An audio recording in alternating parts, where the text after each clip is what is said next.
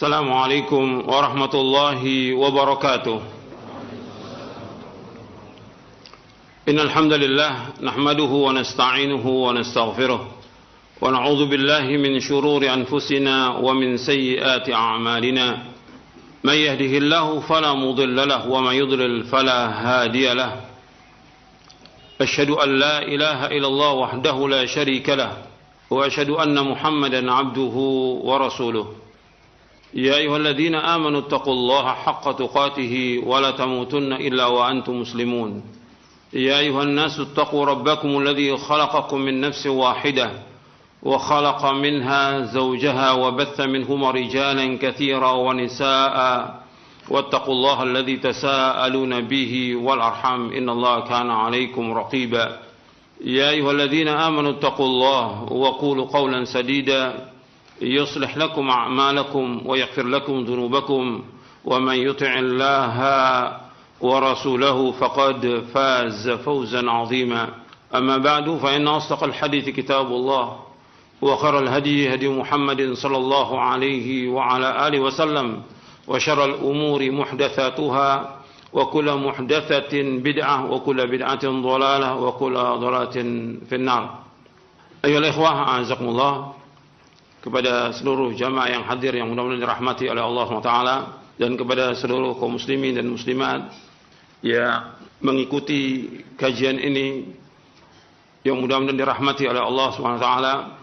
Alhamdulillah kita bersyukur kepada Allah SWT atas segala nikmat yang Allah karuniakan kepada kita, dan kita bersyukur kepada Allah SWT kita diberikan hidayah oleh Allah di atas Islam dan Sunnah. Nikmat diberikan hidayah di atas Islam dan Sunnah merupakan nikmat yang paling besar dari semua nikmat yang ada di muka bumi ini. Ketika seseorang itu berpegang teguh dengan Al-Quran wa Sunnah ala fahmis salam, dan tetap dia berusaha untuk mengkaji, memahami, mengamalkan dan mendakwahkannya sampai dia diwafatkan oleh Allah, maka dia mati dalam keadaan di atas seluruh kebaikan. Pernah Imam Ahmad bin Hanbal ditanya oleh seorang muridnya, apakah orang yang meninggal dunia itu di atas Islam dan Sunnah, di atas kebaikan? Kata Imam Ahmad bin Hanbal rahimahullah, bahkan orang yang wafat di atas Islam dan Sunnah, dia berada di atas kebaikan seluruhnya, artinya berada di atas seluruh kebaikan. Ini disebutkan oleh Imam Az-Zahabi di dalam kitabnya Syiar A'lamin Nubala di juz yang ke-11. Jadi orang yang wafat di atas Islam dan Sunnah merupakan orang yang mati di atas kebaikan, seluruh kebaikan. Maka kita bersyukur kepada Allah diberikan hidayah di atas Islam dan Sunnah. Ikhwan fiddin, azakumullah. Pada pagi ini kita akan kaji dua masalah. Yang pertama tentang taksil dari apa yang sudah saya bawakan berkaitan dengan pendapat para imam, dan saya akan ulangi lagi.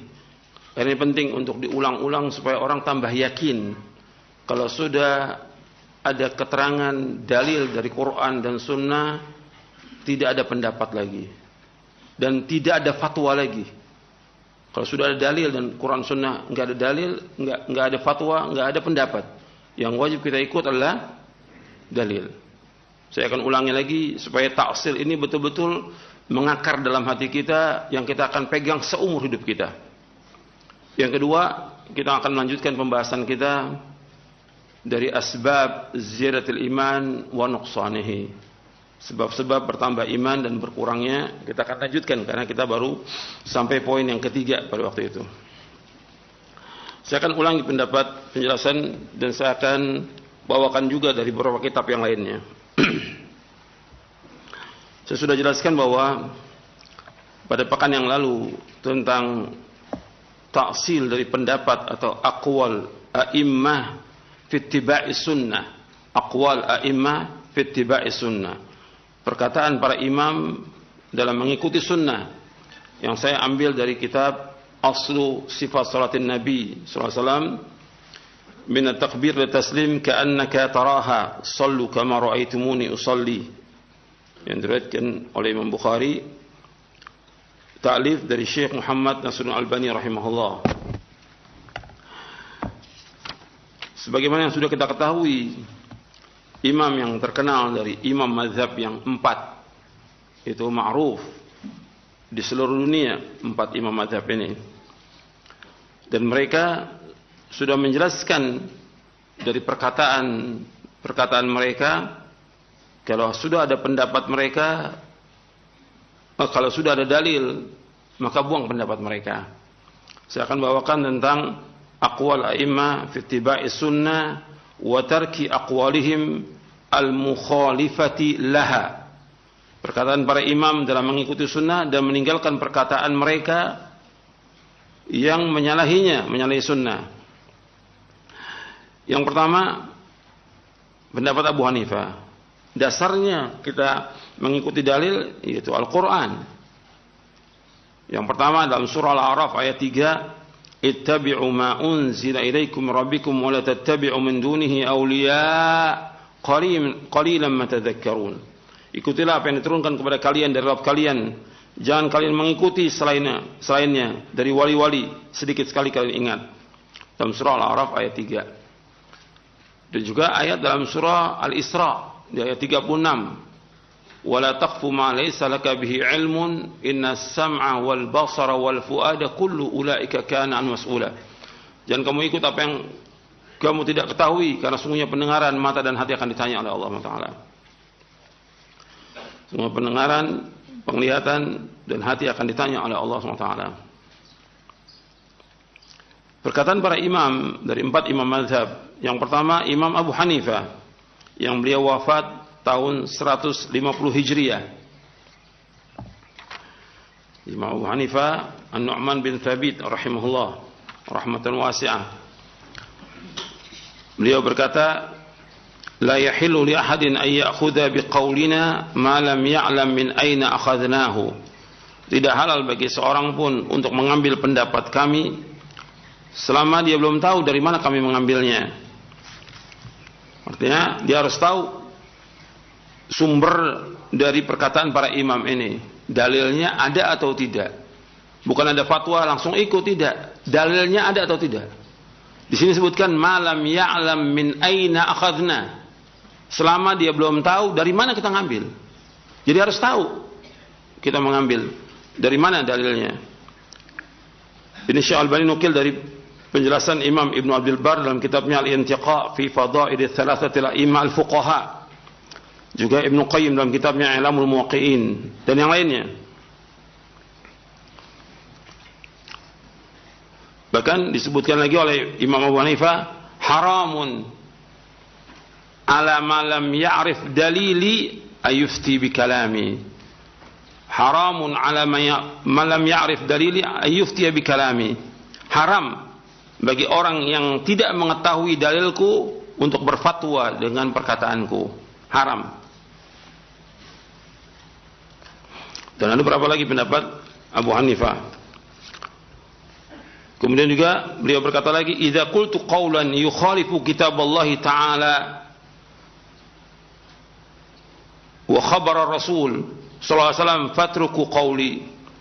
Apabila aku berpendapat atau aku berfatwa yang menyalahi kitabullah ta'ala dan juga sabda Rasulullah SAW, artinya hadis Rasulullah SAW, maka tinggalkan perkataanku.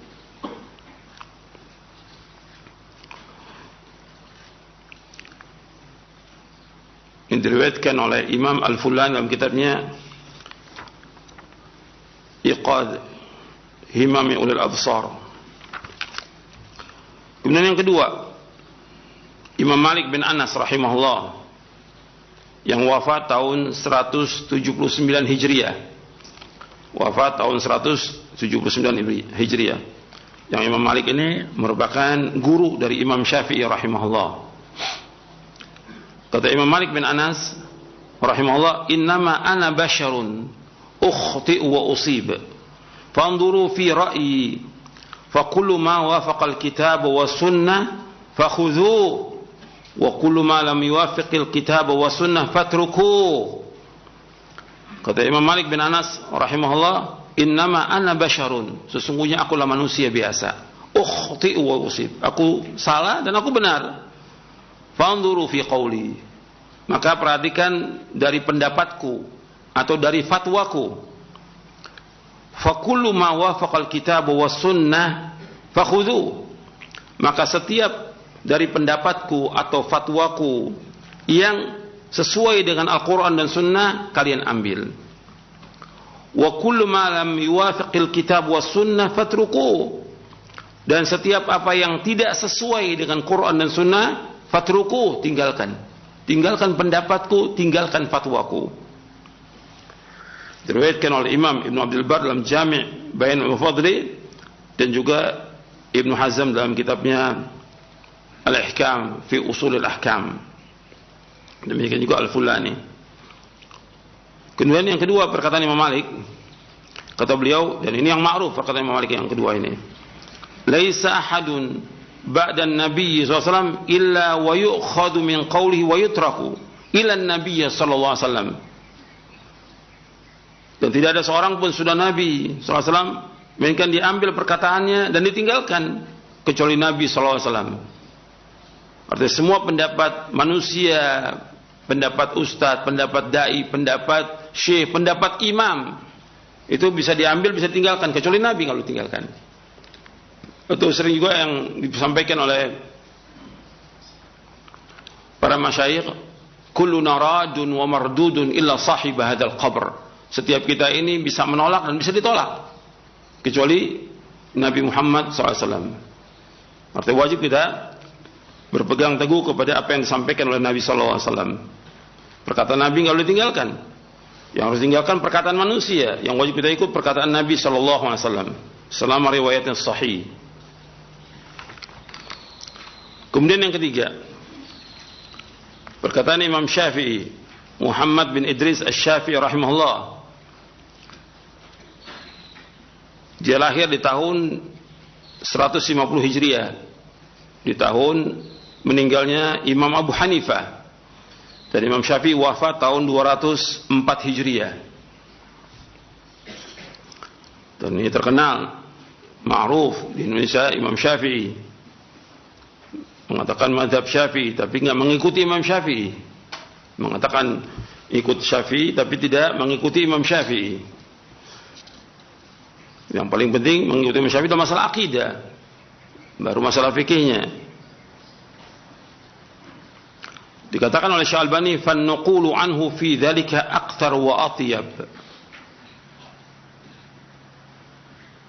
Kata Syekh Albani, dan nukilan dari beliau ini tentang masalah ini sangat banyak dan baik sekali.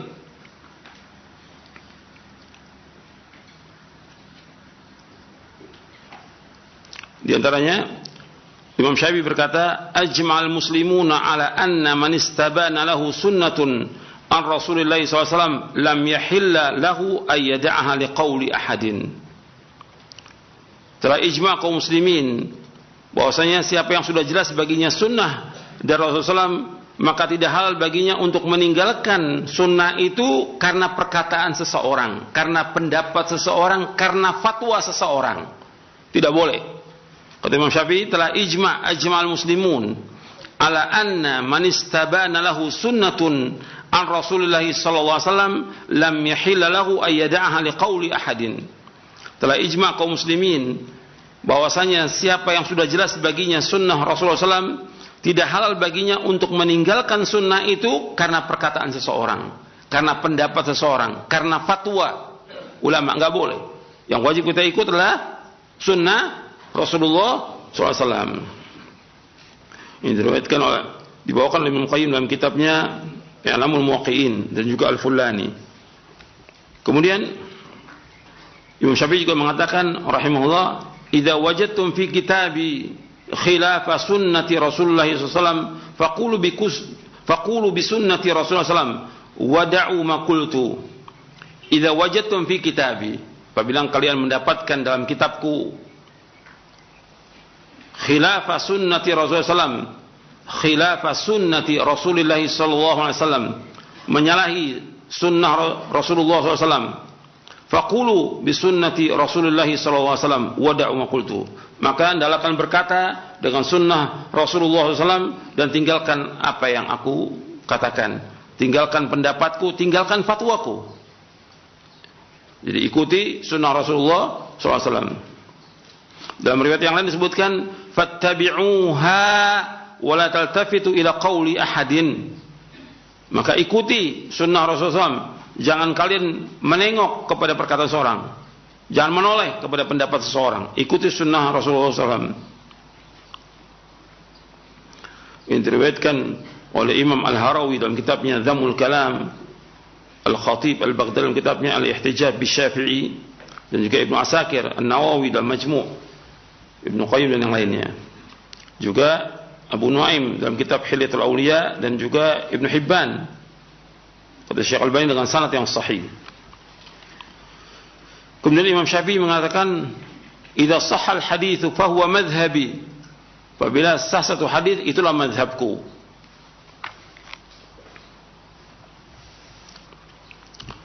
Kemudian juga beliau berkata, "Idza ra'aitumuni aqulu qawlan wa qad sahha 'anil nabiy sallallahu alaihi wasallam khilafuhu fa'lamu anna aqli qad dhahaba."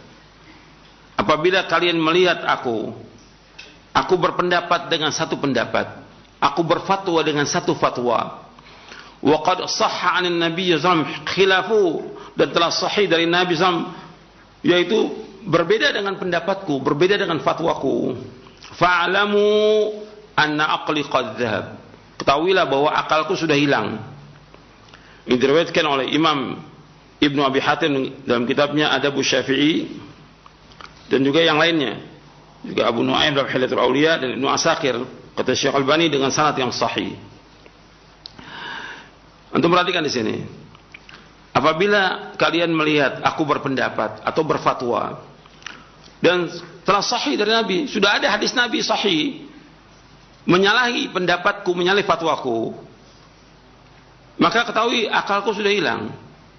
Maksudnya kalau orang sudah ada hadis Nabi jelas sudah sahih, ada fatwa seorang syekh atau ulama, yang wajib diambil apa? Yang wajib diambil yang mana? Hadis Nabi. Kalau sudah ada hadis Nabi sahih hadisnya, ada pendapat syekh, ada pendapat ulama, ada fatwa ulama, yang diambil yang mana? Hadis Nabi SAW. Kalau hadis ini aku tidak ambil, maka akalku hilang. Perhatikan tuh. Artinya orang kalau sudah orang Islam, dia orang beriman, wajib dia taat kepada Allah dan Rasulnya. Dia wajib berpegang teguh pada Al-Quran wa Sunnah ala fahmi salaf. Sekarang ada hadis Nabi depan mata dia, jelas ada fatwa, kemudian dia nggak ambil hadis itu, maka orang ini kalau dengan bahasa Syafi'i tidak waras. Paham? Kalau menurut perkataan Imam Syafi'i tidak waras.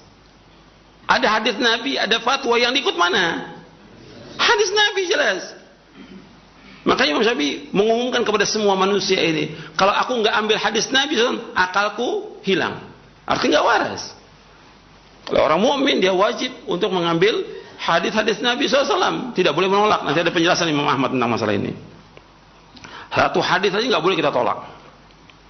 Kemudian kata Imam Syafi'i lagi rahimahullah, kullu ma qultu fakana anin Nabi SAW khilafu qawli mimma yasih fahadithun Nabi awla fala tuqalliduni.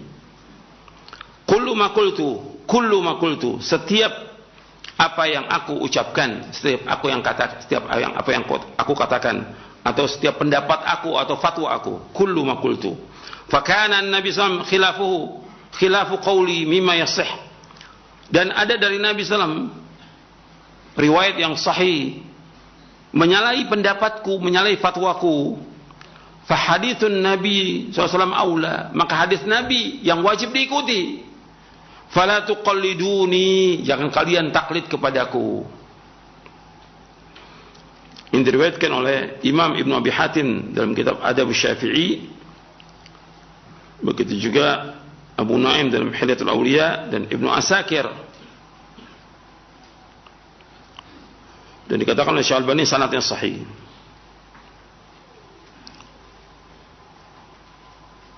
Kemudian jadi banyak perkara Imam Syafi'i ini. Kata beliau, kullu haditsin an Nabi sallam fa huwa qawli wa illam tasma'uhu minni. Setiap hadis dari Nabi sallam itu pendapatku. Sebab hadis Nabi itu pendapatku, meskipun kalian tidak mendengar dariku. Ini riwayat Ibnu Abi Hatim. Kemudian yang keempat, itu Imam Ahmad. Yang pertama Imam Abu Hanifah, yang kedua Imam Malik, yang ketiga Imam Syafi'i, yang keempat Imam Ahmad. Imam Ahmad bin Hanbal rahimahullah yang wafat tahun 241 Hijriah. Wafat tahun 241 Hijriah. Dan beliau terkenal dengan Imam Ahlus Sunnah wal Jamaah. Imam Ahmad mengatakan, la tuqallidni wa la tuqallid Malikan wala Syafi'i wala Auza'i wala Thawri wa khudh min haitsu akhadhu. Kata Imam Ahmad bin Hanbal rahimahullah, jangan kalian taklid kepadaku, jangan taklid kepada Imam Malik, jangan taklid kepada Imam Syafi'i, jangan taklid kepada Imam Auza'i, jangan taklid kepada Imam Sufyan Ats-Tsauri, dan ambillah dari mana mereka mengambil. Artinya cari sumbernya. Sumbernya apa? Al-Quran dan Sunnah. Cari sumbernya. Kalau enggak ada, ya enggak boleh kita ikut. Harus ada dalil. Dalam kita berhujjah ada dalil. Ini diriwayatkan oleh Imam Al-Fulani dan juga Ibnu Qayyim dalam kitab I'lamul Muwaqqi'in. Al-Fulani ini disebutkan oleh Imam Ibnu Qayyim dalam kitabnya I'lamul Muwaqqi'in. Kata beliau, kitab Al-Fulani yang dinamakan dengan Iqadu Himami Ulul Absar lil Iqtida' bi Sayyidil Muhajirin wal Ansar wa tahdhiruhum an al-ibtida' asy-sya'i fil qura wal amsar min taqlidil madhahib ma'al himyati wal asabiyyati baina fuqaha'il a'sar. Ini kitab yang paling bagus dalam babnya. Dikatakan, yajibu ala kulli muhibbin lil haqqi ay yadrusahu dirasata tafahumin wa tadabburin. Wajib atas orang yang mencintai kebenaran untuk mempelajarinya dengan pelajaran didalami, artinya dipahami tentang isinya. Panjang ini judulnya, itu panjang ini, tapi dipuji oleh Imam Ibnu Qayyim kitabnya beliau ini.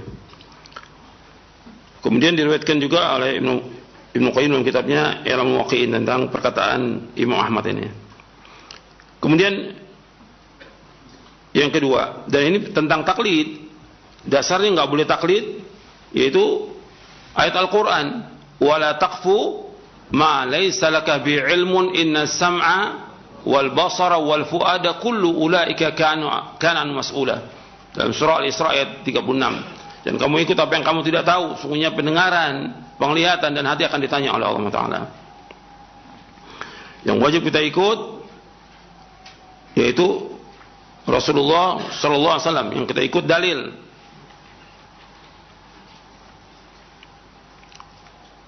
Bahkan kata Imam Ahmad juga, al-ittiba' yattabi' ar-rajul ma ja'a an-nabi sallallahu wa an ashabihi. Ittiba' itu seseorang itu mengikuti apa yang dibawa oleh Nabi dan para sahabatnya. Itu diriwayatkan dari Imam Abu Daud dalam Masail Imam Ahmad. Kemudian Imam Ahmad juga berkata lagi, ra'yul Auza'i wa ra'yu Malik wa ra'yu Abi Hanifah kulluhu ra'yun wa huwa indi sawa' wa innamal hujjatu fil athar. Pendapat Imam Auza'i, pendapatnya atau fatwanya Imam Auza'i, pendapatnya atau fatwanya Imam Malik, pendapatnya atau fatwanya Abu Hanifah, semua pendapat dan semua sama di sisiku. Hujjah itu adalah athar, yaitu hadis-hadis Nabi. Yang jadi hujjah itu hadis Nabi. Jadi ada dalil atau tidak. Ini diriwayatkan oleh Imam Ibn Abdul Bar dalam kitabnya Jami' Bayan wa Fadlih. Seperti perkataan ulama juga mengatakan seperti ini juga, yaitu idza waradal athar batalan nazar. Idza waradal athar batalan nazar. Apabila sudah datang hadis dari Nabi SAW, maka batal semua pendapat, batal semua fatwa. Artinya untuk menunjukkan bahwasanya Tidak ada fatwa kalau sudah ada dalil. Jadi la fatwa ma wujudin nas. Enggak ada fatwa. La ra'ya ma wujudid dalil. Tidak ada fatwa kalau sudah ada nas. Tidak ada fatwa kalau sudah ada dalil. Tidak ada pendapat kalau sudah ada dalil. Yang wajib kita ikut apa? Dalil. Ini penting nih, taksil, penting ini. Untuk seumur hidup kita. Kalau sudah ada dalil, yang kita ikut dalil. Al-Quran wa sunnah al-fahmin salaf. Bukan pendapat ulama. Sehebat apapun ulama itu. Ini 4 imam ini orang alim semuanya. Dan diakui oleh seluruh ulama dunia. Di zamannya, yang sesudahnya, maupun sudahnya. Anda perhatikan, Imam Az-Zahabi, rahimahullah, pernah mengatakan, di dalam satu kitabnya, kita ini di zaman kita, Imam Zahabi itu muridnya Syekhul Islam Ibnu Taimiyah. Kitabnya banyak, Masya Allah sudah. Ratusan jilid kitabnya Imam Zahabi. Di zaman kita ini abad ke-7, ilmu kita ini kata dia, dibandingkan dengan para imam yang terdahulu pada abad kedua ini, jauh. Ilmu kita nggak ada apa-apanya. Itu mestinya orang seperti itu. Tawadhu dia. Ilmu kita nih pada zaman kita sekarang ini abad ke-7 dengan ulama-ulama yang sebelumnya, yaitu seperti Imam Ahmad, Imam Bukhari, Imam Abu Daud, Ibnu Ma'in, dan semuanya dah. Imam-imam itu jauh kita ilmunya dengan mereka. Mereka lebih alim daripada kita. Apalagi dibandingkan dengan ulama sekarang, ya jauh. Makanya harus kita perhatikan. Imam-imam ini mengatakan kalau ada pendapatku, fatwaku menyalahi sunnah Rasulullah, kata mereka apa? Buang pendapatku, buang fatwaku, ikut siapa? Sunnah Rasulullah. Ini harus kita pegang seumur hidup. Yang kita ikut dalil, kita akan selamat dunia akhirat.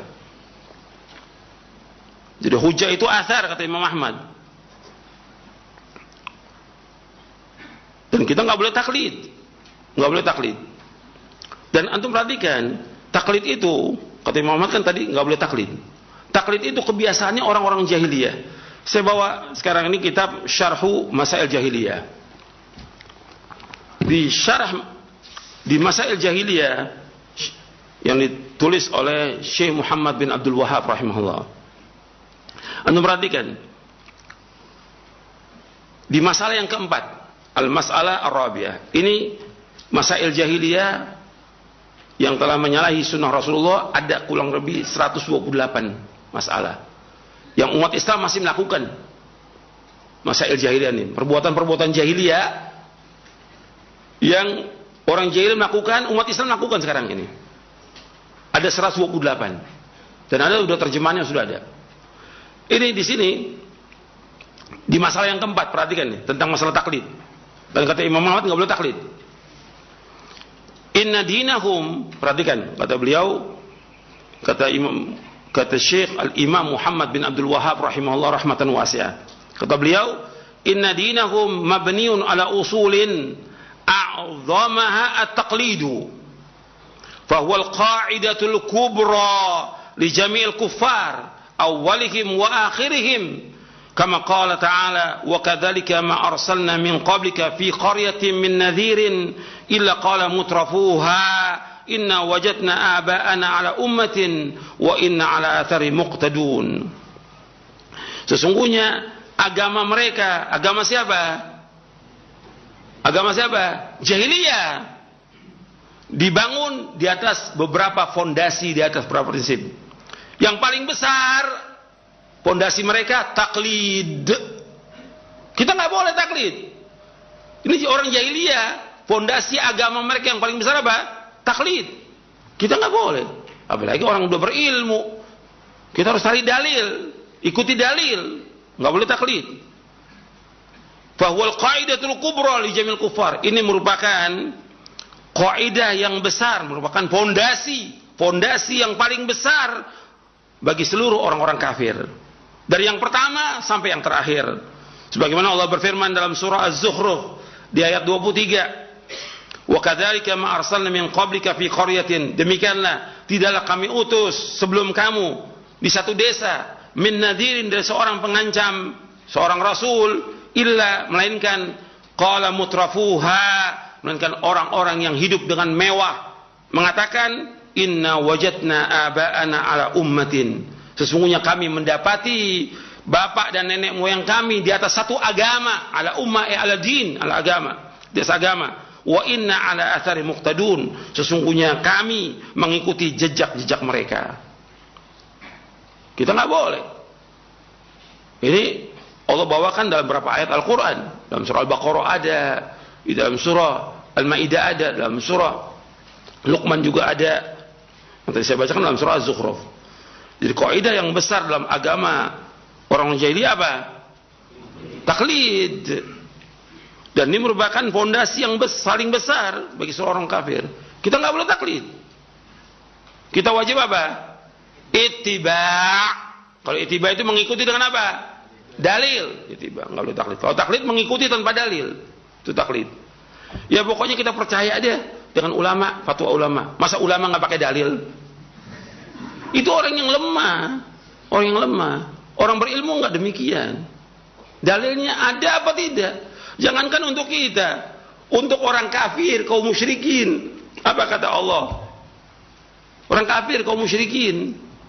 Kan disuruh Nabi tanya kepada mereka tentang ibadah mereka. Nabbi'uni bi'ilmin in kuntum shadiqin. Sampaikan kepadaku dengan ilmu jika kalian orang jujur. Kemudian Allah mengatakanlah, "Qul hal indakum min ilmin fatukhrijuhu lana." Apakah kamu punya ilmu? Keluarkan kepada kami ilmu. Mana dalilnya? Ini agama dalil, agama hujjah, agama ilmu, agama Islam ini. Bukan taklid. Enggak boleh taklid dalam kita beragama. Supaya antum paham ini. Udah banyak orang ya taklid kita ikut aja. Enggak boleh dalam Islam. Antum orang berilmu harus berjalan di atas ilmu Al-Qur'an was sunnah al-fahmi salaf.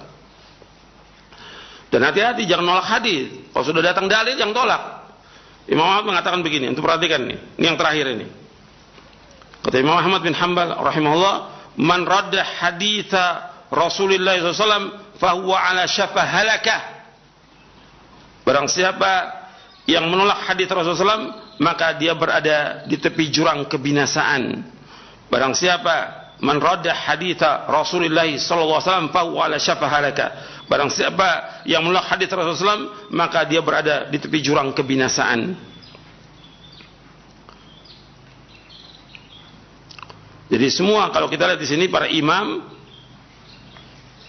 rahimahullah, Imam Hanafi, Maliki, Syafi'i, Hambali rahimahullah, ini mereka menyuruh kita untuk berpegang kepada apa? Dalil. Dan mereka melarang dari apa? Taklid. Ini jelas semuanya ini.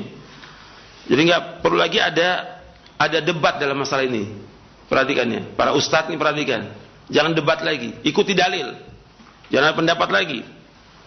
Jangan ditakwil lagi. Ini sudah jelas. Ini tentang perkataan Imam Ahmad. Kalau ada hadis Nabi ditolak, itu di atas kebinasaan. Saya bawakan perkataan As-Siddiqul Akbar.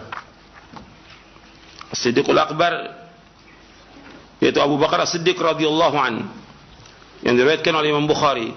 Saya bawakan dalam buku saya Konsekuensi Cinta kepada Nabi Muhammad SAW di halaman 70. Kata Abu Bakar As-Siddiq radhiyallahu an, yang diriwayatkan oleh Imam Bukhari dalam sahihnya, "Lastu tarikan syai'an kana Rasulullah SAW ya'malu bihi illa amiltu bihi fa inni akhsha in taraktu syai'an min amrihi an azigha." Kata Khalifah Ar-Rashid Abu Bakar As-Siddiq radhiyallahu anhu wa arda, aku tidak meninggalkan sedikit pun amalan-amalan yang Rasulullah sallallahu alaihi wasallam melakukannya kecuali aku mengerjakannya. Aku tidak tinggalkan amalan yang Rasulullah lakukan, mesti aku kerjakan. Apa aja, tentang apa aja. Karena aku khawatir apabila aku tinggalkan satu saja perintah beliau, maka aku akan sesat. Satu aja perintah Nabi ditinggalkan, aku akan sesat. Kemudian dikasih komentar oleh Imam Abu Abdullah bin Ubaidillah bin Muhammad bin Battah Al-Uqbari rahimahullah, yang wafat tahun 387 Hijriah dalam kitabnya Al-Ibana, yang ditahqiq oleh Ridha Na'san Mu'ati. Karena beberapa tahqiq yang saya pakai, jilid 1 tahqiq Ridwan Hasan Muti. Kata beliau begini, hada ya akhwani as-siddiqul akbar yatakhawafu ala nafsihi az-zaygha in huwa khalafa syai'an min amri nabiyhi SAW famadha asa ayyakuna min zamanin adha ahluhu yastahzi'una binabiyyihim wa biawamirihi wa yatabahawna bimukhalafatihi wa yaskharuna bisunnatihi nas'alullaha ismatan minaz zalal wa najatan min su'il amal. Kata Imam Abu Abdullah bin Ubaidillah bin Muhammad bin Battah Al-Uqbari rahimahullah dalam kitabnya Al-Ibana, wahai saudara-saudaraku, Abu Bakar As-Siddiq, As-Siddiqul Akbar, beliau takut apabila kesesatan menimpa dirinya jika ia menyalahi perintah Nabi Muhammad sallallahu alaihi wasallam. Lantas bagaimana halnya akan ada satu zaman nanti di mana orang-orang di zaman tersebut mereka justru memperolok-olok Nabi mereka. Mereka memperolok-olok perintah Rasulullah SAW dan mereka berbangga dengan menyalahi sunnah Rasulullah SAW. Sungguh kita memohon kepada Allah perlindungan dari ketergelinciran dan kita mohon keselamatan dari amal yang jelek. Perhatikan itu. Sekarang udah orang mengolok-olok, yang mengikuti sunnah diperolok. Justru mereka berbangga dengan menyalahi sunnah Rasulullah SAW. Antum hati-hati, ini berbahaya. Ini menyalahi sunnah Rasulullah bukan masalah kecil, masalah besar. Allah sebutkan di dalam surah An-Nur di ayat 63. Perhatikan, Allah berfirman, "Falyahdharil ladzina yukhalifuna an amri an tusibahum fitnatun ayusibahum adzabun." Dalam berhati-hati orang-orang yang menyalahi sunnah Rasulullah, menyalahi perintah Rasulullah akan ditimpa fitnah atau azab yang pedih. Jadi bukan main-main, hati-hati. Kalau berkaitan dengan sunnah Rasulullah, hati-hati. Hendaknya berhati-hati orang-orang yang menyalahi perintahnya Rasulullah SAW akan terkena fitnah atau azab yang pedih. Nanti anda melihat tuh penjelasan tafsirnya di dalam tafsir Mukatsir maupun yang lainnya. Ya, sampai sini dulu penjelasan tentang kewajiban kita mengikuti dalil. Para ulama sudah menjelaskan kalau ada pendapat mereka, ada fatwa mereka yang menyalahi sunnah Rasulullah, buang pendapat mereka, buang fatwa mereka. Yang kita ikuti adalah sunnah Rasulullah, dalil.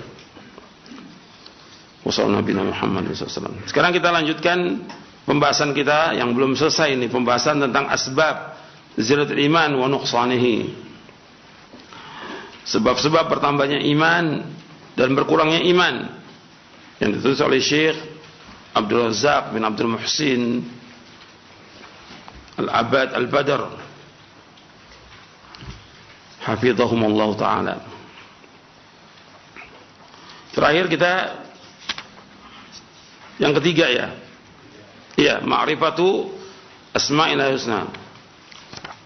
Kita sudah membahas tiga. Yang pertama, untuk menambah iman kita menuntut ilmu. Perhatikan tuh, mempelajari ilmu yang bermanfaat. Yang kedua, membaca Al-Quran, qiraatul Quran Al-Karim wa tadabbur, membaca Al-Quran Al-Karim dan mentadabburkannya.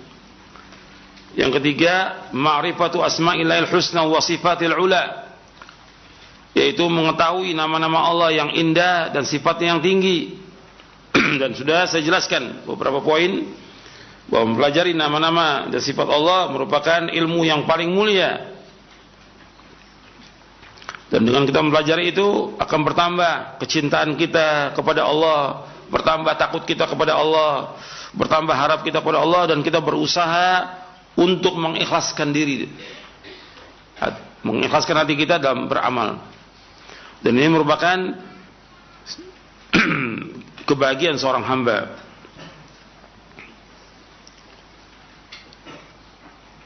Dan terakhir saya bawakan bahwa orang yang mempelajari tentang nama-nama dan sifat Allah, man kana billahi a'raf kana lahu akhwaf.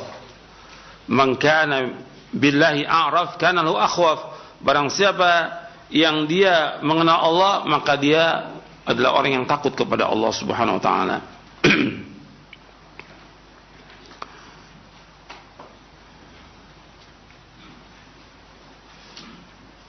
Dan semua perbuatan Allah yang antum perhatikan, semuanya berputar antara hikmah, rahmah, adil dan maslahah. Kata Imam Ibnu Qayyim rahimahullah, wa anna af'al Allah kulluha dairatun bainal hikmati wal rahmati wal adl wal maslahah la yakhruju syai'un minha an dzalik.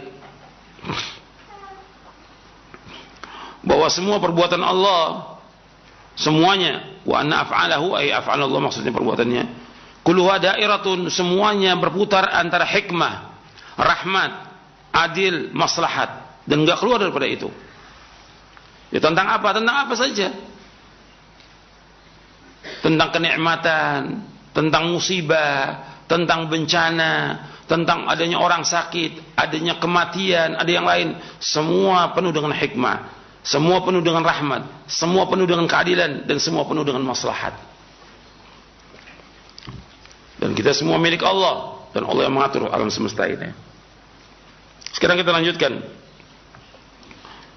Yang keempat, yaitu ta'ammulu siratin Nabiyil Karim sallallahu alaihi wa ala alihi wasallam.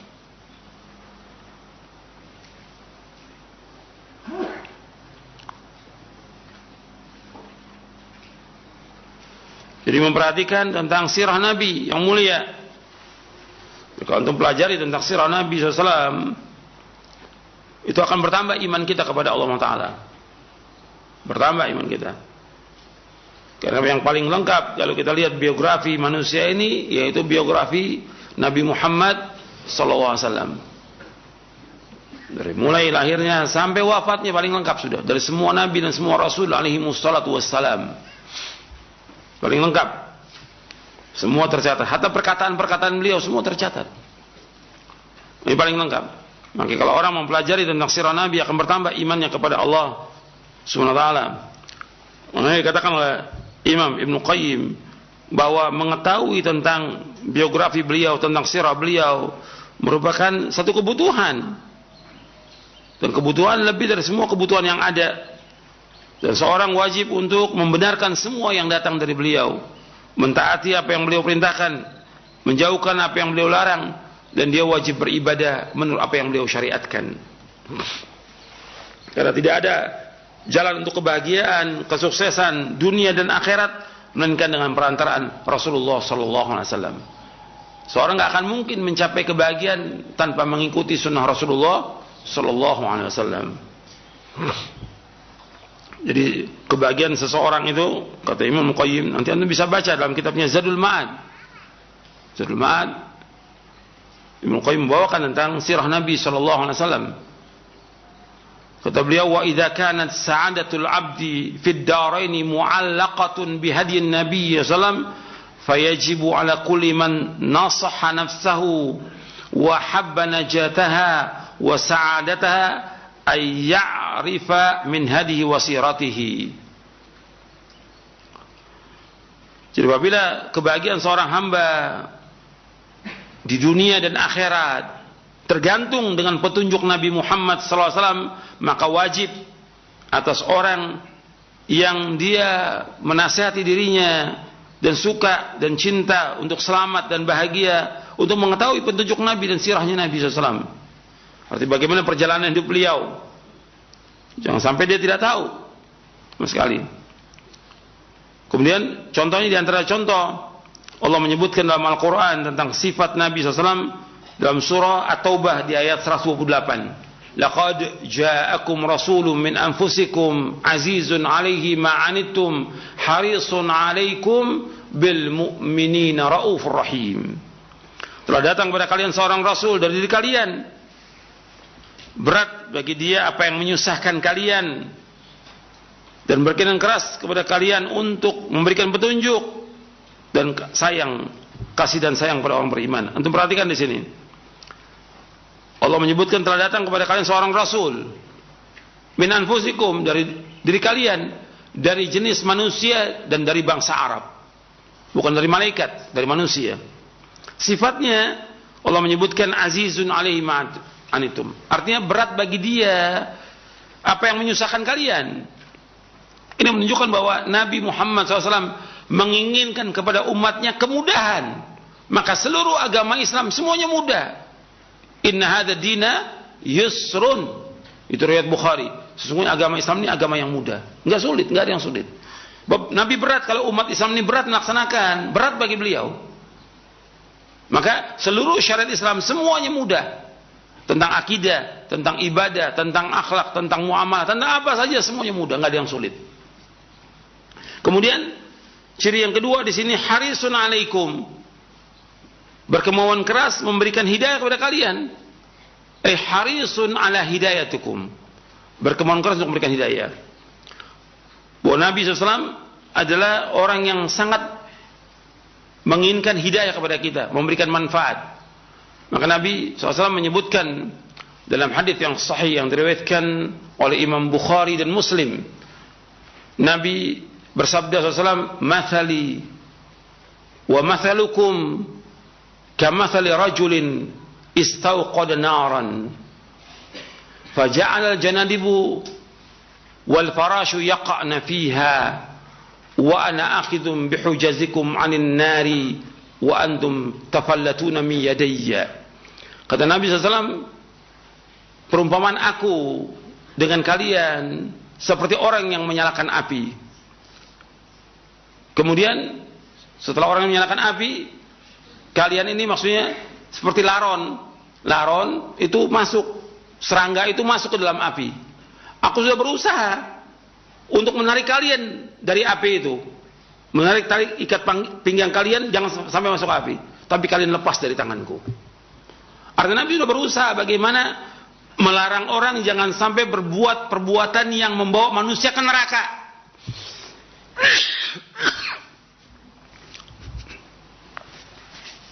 Artinya Nabi SAW sudah berusaha bagaimana mengingatkan manusia. Ini jalan yang bawa ke surga, ini ke neraka. Nabi sudah jelaskan. Tapi kemudian manusia ini tetap berusaha untuk masuk ke dalam neraka. Aku sudah ingatkan, tapi kalian lepas daripadaku. Artinya Nabi ini betul-betul berusaha memberikan hidayah kepada manusia agar mereka dapat petunjuk, berjalan di atas petunjuk dan selamat dunia akhirat. Tapi manusianya tidak mau, sehingga sebagian masuk ke dalam neraka dengan sebab itu. Ciri yang ketiga yaitu bil mu'min raufur rahim, sangat kasih dan sayang kepada orang beriman. Orang yang paling sayang kepada manusia adalah Rasulullah SAW. Orang yang paling sayang kepada orang beriman Rasulullah SAW. Dari dua ini aja memberikan hidayah dan sayang untuk menunjukkan apa? Bahwa Nabi SAW tidak pernah meninggalkan dakwah ini untuk mengajak manusia mentauhidkan Allah dan melarang mereka dari berbuat syirik, mengajak manusia untuk melaksanakan sunnah, menjauhkan bid'ah, mengajak manusia untuk taat kepada Allah Rasulnya dan menjauhkan perbuatan dosa dan maksiat. Itu sayangnya Nabi SAW kepada umatnya. Sangat sayang. Jadi bentuk sayang bagaimana? Dijelaskan semuanya. Yang tauhid, yang syirik, yang sunnah, yang beda-beda harus jelaskan. Kalau nggak dijelaskan, ya rusak umat ini. Di antara sebab banyaknya bid'ah, sesatnya manusia karena para dai-nya tidak menjelaskan kebenaran kepada umat. Saya akan bawakan penjelasan Al-Imam Ibnu Qayyim supaya antum juga bisa catat dalam kitabnya As-Sawa'iq Al-Mursalah di juz yang ketiga. Kata beliau begini, anna ma waqa'a fi hadhil ummati minal bid'i wadh-dhalali kana min asbabi at-taqsiru fi idhari sunnati wal huda. Kalimatnya pendek. Anna ma waqa'a fi hadhil ummati minal bid'i wadh-dhalali kana min asbabihi at-taqsiru fi idhari sunnati wal huda. Bahwasanya sebab banyaknya di tengah-tengah umat ini perbuatan bid'ah dan kesesatan, sebabnya karena para dai-nya lalai. Para dai ini, para ustadz lalai at-taqsir dalam apa? Fi idhari sunnah, dalam menampakkan sunnah dan huda, petunjuk. Di dalam kitab As-Sawa'iq Al-Mursalah di juz yang ketiga. As-Sawa'iq Al-Mursalah Al-Jahmiyah Wal-Mu'attilah yang ditahqiq dan ditakhrij dan ta'liq Dr. Ali bin Muhammad Ad-Dakhilullah, terbitan Darul Asimah. Jadi harus jelas dalam kita ini sayang kepada umat. Justru dakwah salaf ini sayang kepada umat. Sayang. Makanya kita jelaskan tentang tauhid, keutamaan tauhid. Kita jelaskan tentang bahaya syirik. Kita jelaskan tentang bahayanya orang-orang yang berbondong-bondong ziarah ke kubur-kubur wali yang mereka minta di sana, beribadah di sana. Ini kita wajib ingatkan dan terus-menerus diingatkan. Karena kasihan mereka. Kalau udah berbuat syirik, jatuh pada syirik, akan hapus seluruh amal mereka. Justru kita kasihan dengan mereka. Kita jelaskan tentang sunnah, kita jelaskan juga tentang bahaya bid'ah.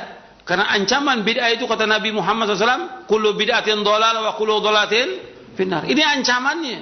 Setiap bid'ah sesat, setiap kesesatan tempatin neraka. Nabi sudah mengancam demikian. Makanya kita sayang, jelaskan kepada umat. Enggak boleh kita diam. Itu wajib para dai untuk menjelaskan demikian. Ini bentuk sayang kita kepada mereka demikian. Kemudian selanjutnya, di antara sirah Nabi SAW, Allah menyebutkan bahwa Nabi Muhammad SAW adalah orang yang paling mulia akhlaknya. Wa innaka la'ala khuluqin azim. Sesungguhnya engkau Muhammad berada di atas akhlak yang mulia. Akhlak Nabi, akhlak yang mulia, dan kita disuruh untuk mengikuti akhlak beliau. Makanya seorang muslim, seorang mukmin yang dia berakhlak, maka dia harus berpegang teguh kepada Quran, beradab kepada Allah. Ketika datang wahyu, dia wajib sami'na wa ta'na. Itu adab dan akhlak dia kepada Allah. Ketika datang sabda Nabi SAW, hadis Nabi, kewajiban dia sami'na wa ta'na. Enggak boleh tolak. Ini akhlak dia kepada Rasulullah SAW. Karena kalau kita lihat banyak orang yang punya akhlak. Kalau orang awam iya, sekarang ini pelajar, para ustadz, ada dalil? Oh nanti dulu. Saya pikir-pikir dulu. Kalau ada dalil, sami'na wa ta'na. Wa ma atakumur rasul fakhudhu wa ma nahakum anhu fantahu wattaqullah innallaha syadidul iqab. Apa yang datang kepada kamu dari Rasul kamu ambil, yang dilarang kamu tinggalkan. Bertakwa kepada Allah karena Allah sangat keras siksanya. Kalau sudah datang dalil terima. Jangan tunda-tunda lagi. Kewajiban orang beriman sami'na wa ata'na. Kemudian dijelaskan lagi oleh Anas bin Malik radhiyallahu an. Kata Anas, kana Rasulullah ajwadan nas wa ajmalan nas wa ashja'an nas. Akhrajahu al-Bukhari wa Muslim. Kata Anas bin Malik radhiyallahu an, adalah Rasulullah SAW adalah orang yang paling dermawan, ajwadan nas, ajmalan nas, orang yang paling ganteng dari semua manusia, wa ashja'an nas, dan orang yang paling berani. Ini hadis sahih riwayat Bukhari dan Muslim. Nabi orang yang jud, dermawan, meskipun hidupnya pas-pasan, tapi dermawan. Maka orang beriman itu harus dermawan, jangan bakhil. Sebab antara iman dengan bakhil nggak akan ketemu. Antara iman dengan bakhil nggak akan ketemu di hati seorang hamba, kata Rasulullah SAW. Jadi la yajtami al-iman wal bukhl, al-iman wasyuh fi qalbil mu'min abadan. Nggak akan bertemu antara iman dengan bakhil di hati seorang mukmin selama-lamanya, kata Rasulullah SAW. La yajtami'u asy-syuh wal iman fi qalbi mu'min abadan. Enggak akan bertemu itu. Makanya kita harus karim, dermawan, enggak boleh bakhil, enggak boleh pelit. Dan beliau adalah orang paling ganteng dan beliau berani. Enggak penakut. Berani dalam menghadapi musuh, berani. Dalam menghadapi apa saja berani. Sekarang ini orang penakut. Ya. Baru ada wabah corona sudah takut, enggak mau ke masjid. Gitu. Takut sudah. Kemana-mana takut. Sampai di rumah maskernya double sudah. Takut. Allah musta'an wa alaihi tuqlan. Jangan-jangan sama istrinya juga pakai masker lagi dia. Karena takutnya, saking takutnya itu. Ya, ini enggak nikmat itu. Enggak ada nyaman, enggak ada kenyamanan dalam dirinya. Serba takut. Orang beriman tidak. Orang beriman berani. Dalam menjelaskan kebenaran harus berani. Dalam berdakwah dia harus berani. Dalam juga mengamalkan sunnah juga harus berani. Nggak boleh penakut. Ya, penakut penyakit yang tercela. Dan rata-rata orang penakut mesti bakhil. Kalau bakhil mesti penakut. Maka Nabi menyebutkan Allahumma inni a'udzubika minal bukhli wal jubn. Ibnu Qayyim menjelaskan dalam kitabnya Zadul Ma'ad. Antara bukhl dengan jubn itu berkaitan. Kalau orang penakut mesti bakhil, kalau orang bakhil mesti penakut. Allahul musta'an. Allahumma nas'aluka al-'afwa wal 'afiyah. Kemudian selanjutnya dikatakan oleh Anas bin Malik, kana Rasulullah ahsana nasi khuluqa. Ada Rasulullah SAW adalah orang yang paling baik akhlaknya. Ini riwayat Muslim. Dan masih banyak lagi tentang sirah Nabi yang kita pelajari, bagaimana akhlak beliau. Paling penting itu bagaimana kehidupan beliau, bagaimana dakwah beliau, dan yang segala macam. Itu akan bertambah iman kita. Karena kalau kita bertambah baik akhlak kita, bertambah iman. Seperti tadi tentang jud, dermawan. Semakin kita sedekah, semakin bertambah iman kita kepada Allah. Semakin kita berani dalam menjelaskan kebenaran, bertambah iman kita. Bertambah iman kita. Jadi ini berkaitan dengan iman. Bertambahnya iman dengan kita melaksanakan perintah-perintah Rasulullah dan menjauhkan larangannya sallallahu alaihi wasallam. Selanjutnya, yang kelima, ta'ammulu mahasinid din al-islami. Yang memperhatikan tentang keindahan agama Islam. Bahwa agama Islam semuanya agama yang indah. Fa inna dinal islami kulluhu mahasin. Karena agama Islam semuanya indah. Akidahnya, ibadahnya, akhlaknya, muamalahnya, hukumnya, semuanya indah. Enggak ada dalam Islam yang tidak indah. Semua. Yang pertama tauhid sudah. Tauhid rububiyah, uluhiyah, asma wa sifat. Semua perintahnya dalam agama Islam semuanya indah. Dan semuanya manfaat, semuanya maslahat. Dan larangan juga harus kita jauhkan. Makanya Allah menyebutkan tentang tauhid pertama kali. Kemudian berbakti pada orang tua. Agama Islam menyuruh untuk berbakti pada orang tua. Jangan kurang ajar pada orang tua. Jangan durhaka. Maka Allah kaitkan tuh, wa'budullaha wa la tusyriku bihi syai'an wa bil walidaini ihsana. Dalam beribadah kepada Allah, jangan berbuat syirik, berbuat baik pada orang tua. Wa qad rabbuka alla ta'budu illa iyyahu wa bil walidaini ihsana. Allah telah menetapkan, telah mewajibkan tidak boleh kamu beribadah melainkan hanya kepada Allah dan akan berbuat baik kepada kedua orang tua. Selalu Allah kaitkan tauhid, berbakti pada orang tua. Dan memang secara fitrah demikian. Atau orang kafir, anak orang kafir mesti anaknya berbakti pada orang tua. Kafir ini. Apalagi orang Islam, nggak boleh durhaka kepada orang tuanya, nggak boleh. Itu harus perhatikan tuh. Bagaimana kita berbuat baik pada orang tua. Karena itu akan menambah iman kita, menambah pahala kita. Semua syariat Islam semuanya indah, semuanya baik. Dan itu akan menambah iman kita. Salat, kita salat dengan benar sesuai dengan sunnah. Sebab Nabi bersabda, "Shallu kama ra'aitumuni usolli." Salatlah kalian sebagaimana kalian aku salat. Ini akan menambah iman kita. Puasa, zakat, haji, semua akan menambah iman dan juga menghapuskan dosa-dosa kita. Kemudian juga sedekah, menolong orang-orang yang fakir, orang miskin, orang yang susah, itu akan menambah iman. Ini semua keindahan. Banyak lagi yang lain. Hukuman juga demikian, hukuman. Muamalah, semua indah. Maka Allah merahmati orang yang mudah dalam jual, mudah dalam beli, mudah dalam dia berhutang, mudah dalam membayar hutang. Itu Allah rahmati. Enggak sulit. Karena kan orang jual beli sulit. Ya. Kasih harga 100.000, umumnya 100.000, pakai tawar lagi. Ditawar lagi sampai yang dagang nangis. La haula wala quwata illa billah. Kok tega ya antum? Sudah, kalau kita udah lihat dia orang Islam, dia jualan, beli sudah. Bahkan kalau perlu udah, nggak usah kembali, udah buat antum aja. Ini enggak ditawar, kan keterlaluan. Mesti mudah dalam jual, dalam beli itu mudah. Ketika kita berutang, membayar utang juga mudah, nggak sulit. Kalau ketika berutang, masya Allah, datang sampai nangis. Begitu giliran ganti, Allah, nggak ganti udah. Afwan, kadang-kadang nggak ngomong sudah, ketemu juga kayak nggak punya utang. La haula wala quwwata illa billah. Wajib bayar. Nafsul mu'min mu'allaqatun bidaini hatta yuqda anhu. Ruh seorang mukmin tergantung dengan utang sampai dibayarkan. Sampai Nabi nggak mau sholatkan jenazah yang masih ada utang. Nabi SAW nggak mau sholatkan. Hati-hati, masalah utang masalah besar, bukan masalah kecil. Sampai orang yang mati syahid, semua dosa diampunkan kecuali utang. Yughfaru lisyahidi kullu dzanbin illa ad-dain. Akhrajahu Muslim. Semua orang yang mati syahid diampunkan semua dosanya kecuali utang. Itu perhatikan tuh.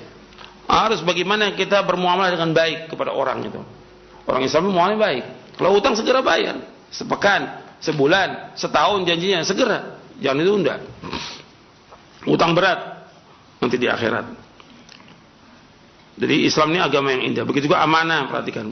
Hukum, semua hukum Islam semuanya indah dan adil. Hukum qisas, hukum potong tangan, hukum derah, hukum rajam, semuanya. Kalau orang betul-betul memahami tentang agama Islam yang mensyariatkan Allah yang maha adil, Allah yang maha bijaksana, Allah yang maha sayang kepada hambanya, Allah yang mensyariatkan syariat ini, maka semua indah. Nggak ada agama Islam yang tidak indah. Semua indah, semuanya baik, semuanya adil, semuanya akan membawa kepada kebahagiaan. Yang keenam, qiraatu sirati salafi hadhil ummah. Untuk menambah iman kita, yaitu membaca sirah salafil ummah. Yang kita baca ini sirah para sahabat radhiyallahu anhum ajma'in. Yang pertama kali sahabat sudah. Setelah Rasulullah SAW para sahabat. Karena mereka Nabi katakan apa? Khairun nasi qarni thumma ladina lahum thumma ladina lahum. Sebaik-baik masa, sebaik-baik manusia pada zamanku para sahabat. Kemudian yang sudahnya. Kalau disebutkan khairun nas, khairukum khairu ummah, sebaik-baik manusia, sebaik-baik umat, baik tentang apanya? Tentang hatinya, tentang akidahnya, tentang tauhidnya, tentang ibadahnya, tentang akhlaknya, tentang muamalahnya, tentang dakwanya. Mereka paling baik sudah para sahabat. Radhiyallahu anhum ajma'in.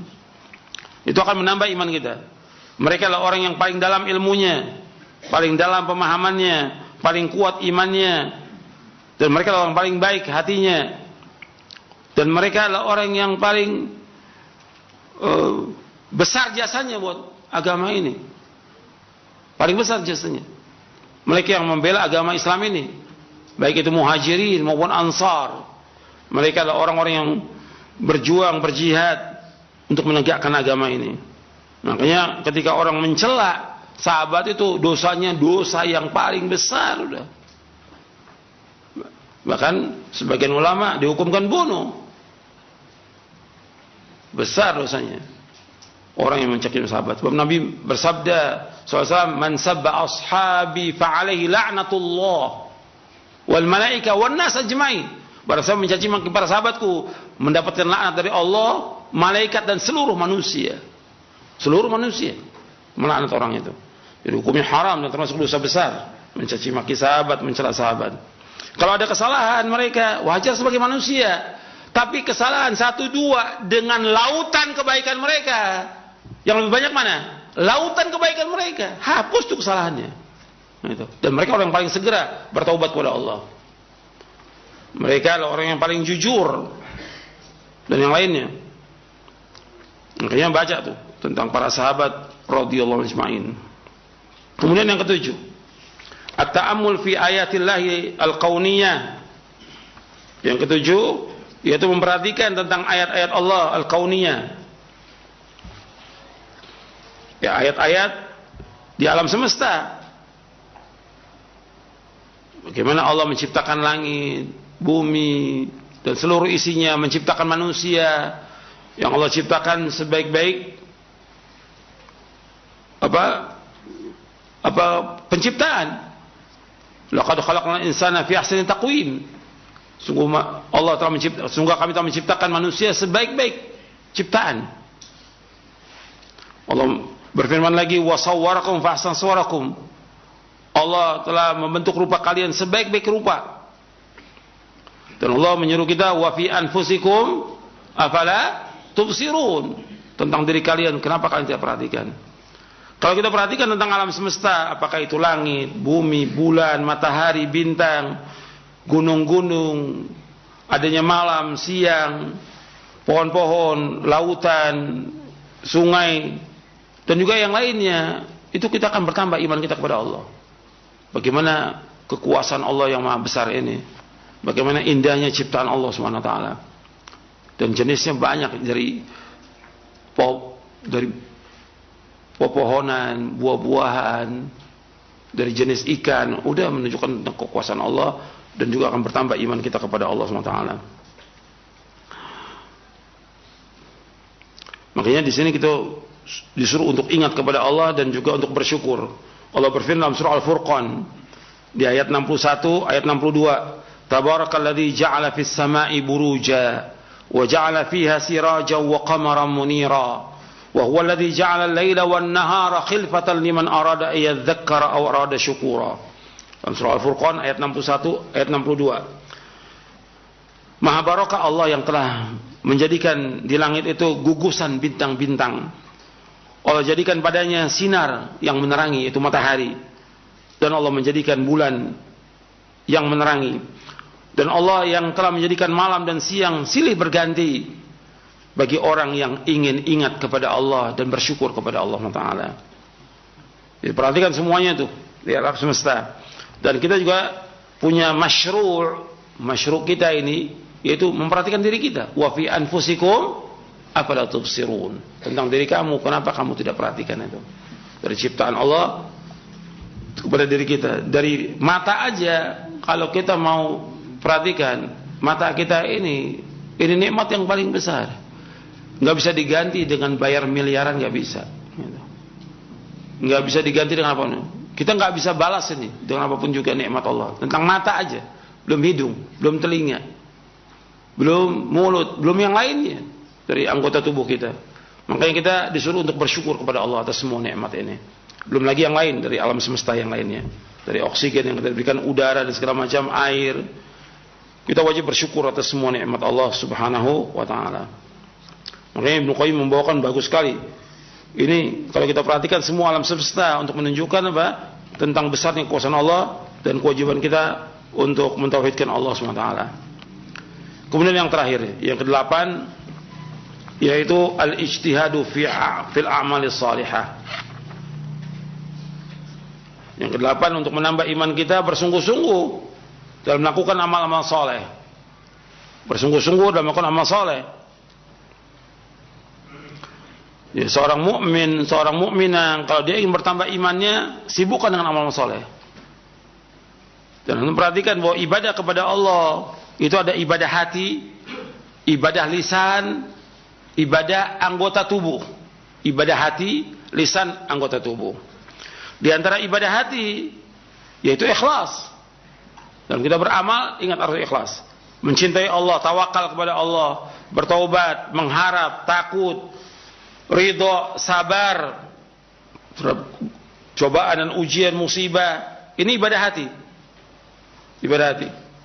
Kemudian ibadah lisan seperti baca Al-Quran, berzikir, bertakbir, bertasbih, mengucapkan kalimat la ilallah, istighfar, memuji Allah, menyanjung Allah, mengucapkan salawat kepada Rasulullah sallallahu alaihi wasallam dan yang lainnya.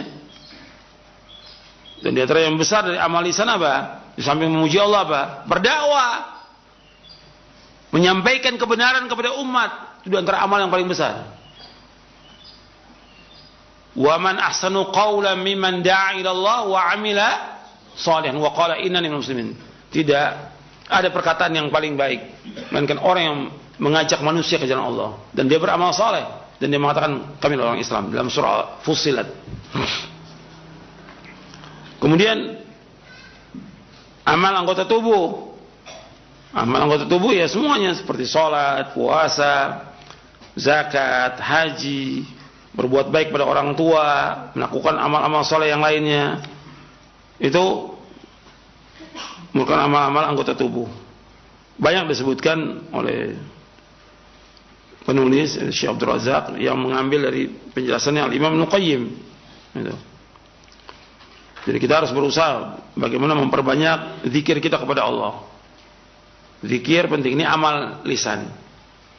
Allah memerintahkan kalau untuk zikir tidak kalimat sedikit. Wadhkurullaha katsiran la'allakum tuflihun.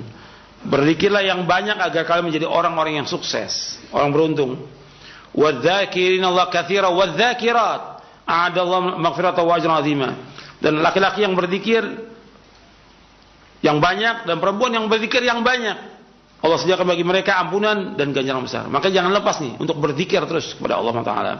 Dan Allah merintahkan dalam surah Al-Ahzab, ya ayyuhalladzina amanu dzkurullaha dzikran katsira wasabbihuhu bukratan wa asila. Orang beriman berzikir kepada Allah, dengan zikir yang banyak dan bertasbih kepada Allah pada pagi dan petang. Dan antum perhatikan, dengan berzikir ini akan tambah tenang kita. Ala bi dzikrillah tatma'innul qulub. Kalau dengan berzikir hati ini akan tenang. Maksudnya kita lebih tenang daripada orang lain. Tenang. Banyak berzikir kepada Allah. Dan baca Al-Quran. Dan saya sudah sampaikan, baca Al-Quran minimal sehari 2 juz. Kalau nggak bisa 1 juz. 1 juz sehari.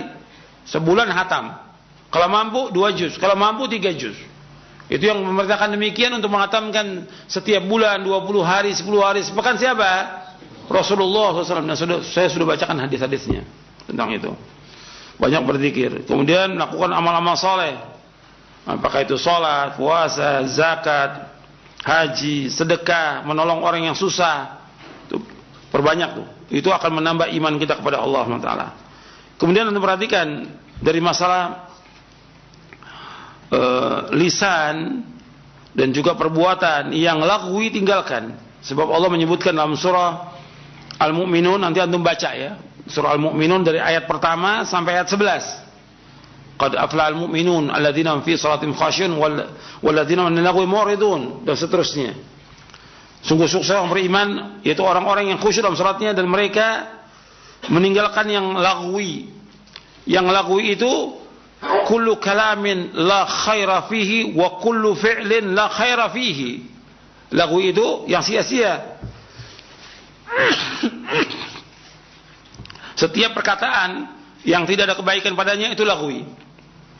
Dan setiap perbuatan yang enggak ada kebaikan termasuk lagwi. Itu tinggalkan. Jadi kita harus mengerjakan yang bermanfaat. Dan sedekah itu juga harus terus setiap hari. Dan sedekah itu bukti keimanan. Was-shadaqatu burhanun. Sedekah itu bukti keimanan kita. Begitu juga jaga amanah. Amanahnya harus jaga. Sebab Nabi bersabda SAW, la imana liman la amanatalah. La imana liman la amanatalah. Tidak ada iman bagi orang yang tidak ada amanah. Ini hadis diriwayatkan oleh Imam Ahmad, Ibnu Abi Syaibah dalam musannafnya, Ibnu Hibban, Baghawi, dan dikatakan oleh Imam Baghawi hadis ini hasan. Dan dihasankan oleh Syekh Albani dalam Tahqiq Iman Ibnu Abi Syaibah.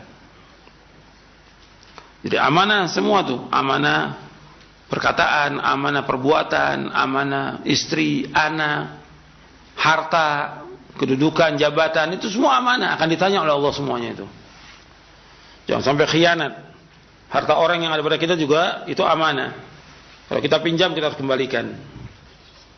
Dan yang lainnya, kita jaga amal-amal pagi, siang, sore, malam, dan juga ketaatan ibadah. Ini semuanya akan menambah iman kita, dan semua kita kerjakan dengan ikhlas dan ittiba.